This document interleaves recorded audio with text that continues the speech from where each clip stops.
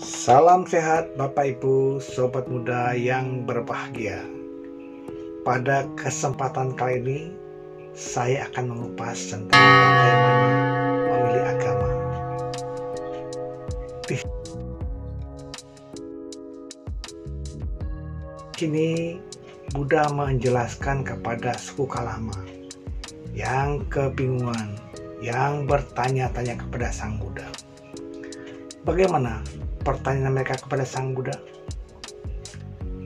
Beliau mengungkapkan kebingungannya karena banyak pertapa yang datang kepada mereka mengatakan ajarannya lah yang paling benar, yang lain salah. Bapak Ibu, Sobat Muda yang berbahagia, Buddha kemudian menjelaskan, bukan Buddha memvonis bahwa agama Buddha paling benar, tidak. Tetapi Buddha menyarankan kepada suku Kalama sebagai berikut.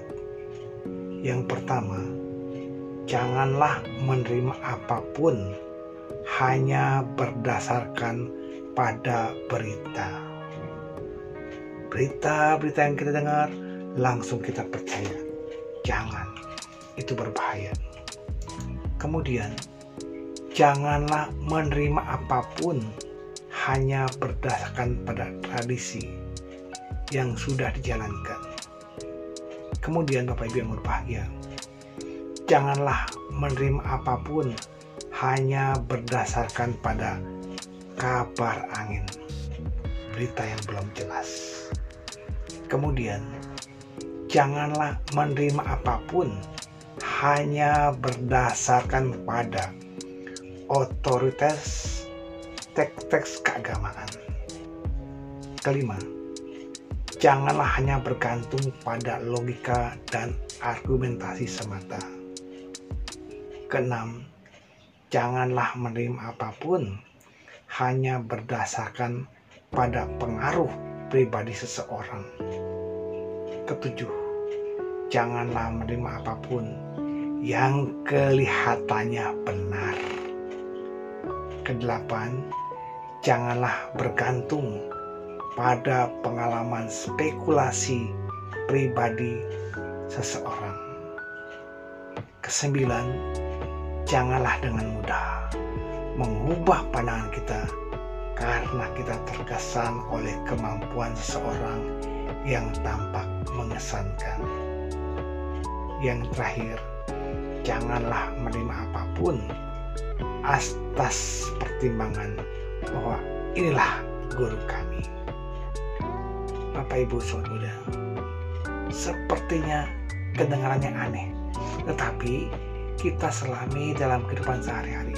Ternyata benar, kita jangan mudah percaya terhadap apa-apa yang kita dengar, apa yang kita lihat sepertinya sudah sesuai dengan logika kita.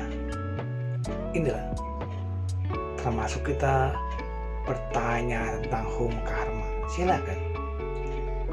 Dengan bertanya akhirnya kita menyelidiki, kenapa saya berbeda dengan dia? Kenapa dia begini, dia begitu? Kita lihat. Oh, rupanya karma baik kita belum berbuah. Oh, karma baik kita sedang berbuah. Oh, karma buruk kita sedang berbuah.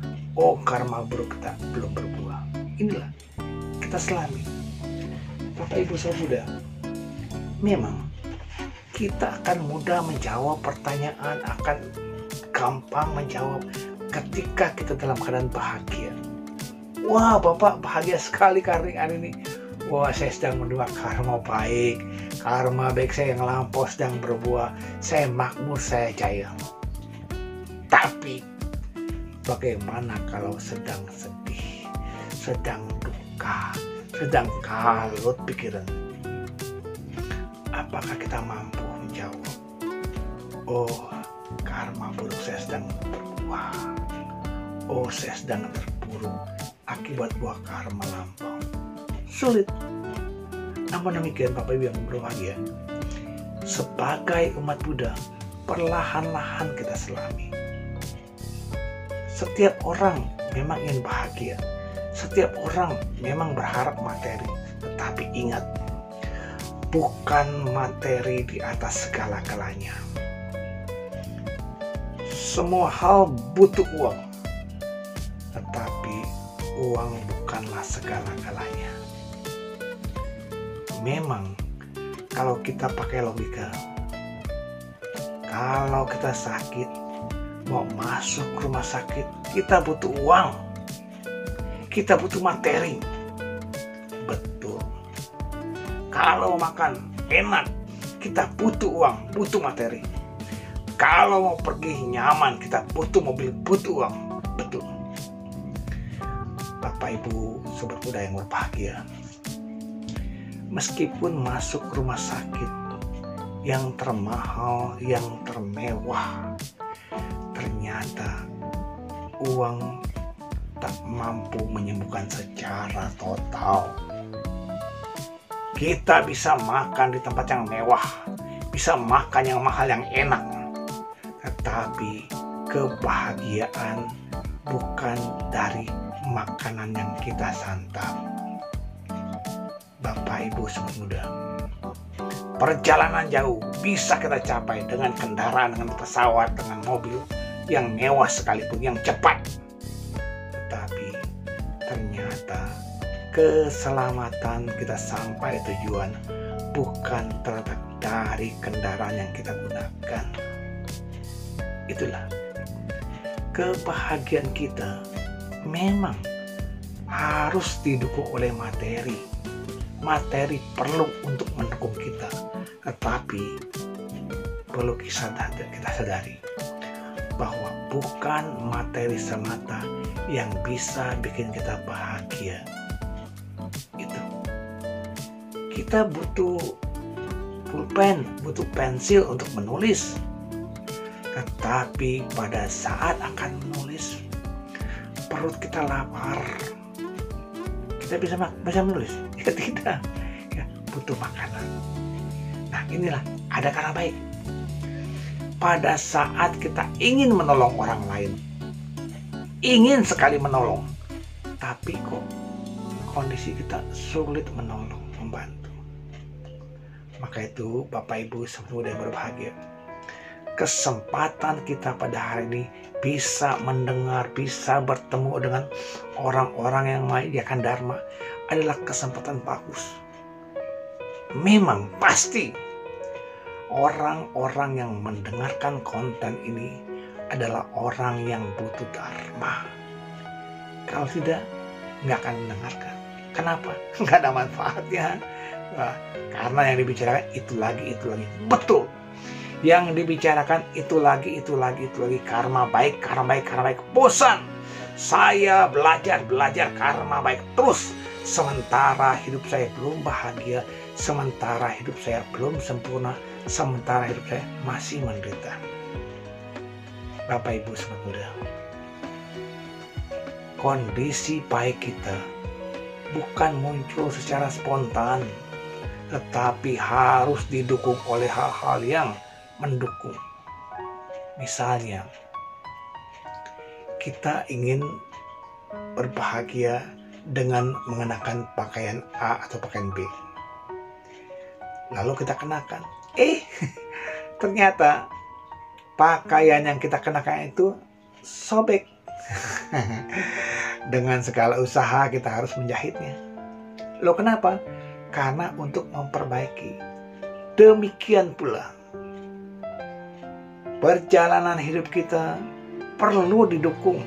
Apabila Anda, kita, saya semua ingin terlahir kembali sebagai manusia yang baik, yang sempurna secara fisik dan mental, pelan-pelan kita jalankan Pancasila Buddhis.